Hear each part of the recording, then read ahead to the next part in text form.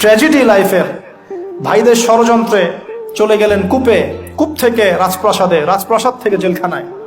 জেনার আহ্বান করছে তাকে, তিনি বলছেন মাআযাল্লাহ, আমি আল্লাহর কাছে আশ্রয় প্রার্থনা করছি। এখানে আমরা সূরা ইউসুফ পড়তে গিয়ে ইউসুফ আলাইহিস সালামের বাহ্যিক সৌন্দর্য নিয়ে কথা বলি, তার চরিত্র, তার বাহ্যিক সৌন্দর্য অনেক বেশি সুন্দর। সূরা ইউসুফ আলাইহিস সালামের এই যে জেনা থেকে মুক্ত থাকার শিক্ষা, এটা যদি আমাদের যুব সমাজ নিতে পারে, ইনশাআল্লাহ অর্ধেক কাজ হয়ে যাবে ইনশাআল্লাহ। কত পার্সেন্ট যুবক আছে বলেন দেখি, একটু অনেস্টলি বলেন, সূরা ইউসুফ আলাইহিস সালামের মতো এরকম তাকওয়া, পরহেজগারিতা, জেনা মুক্ত জীবন যেমন করতে পারে। আমরা তো আরো ইচ্ছা করে প্রেম করি, অ্যাফেয়ার করি, রেপ করি, এই করি সেই করি। আর তাকে অফার করা হচ্ছে সম্ভ্রান্ত পরিবারের একজন রাজার স্ত্রী।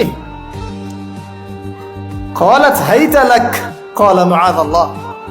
তাহলে এই মহামানব জীবন থেকে শিক্ষা আছে। আরেকটা বিষয় আছে রুইয়াল হক, এখানে সত্য স্বপ্নের কথা আছে। তাই যারা বেশি পরহেজগার হবেন, আপনারা কিন্তু সত্য স্বপ্ন দেখবেন এবং স্বপ্নের সত্যতা ডিনাই করবেন না।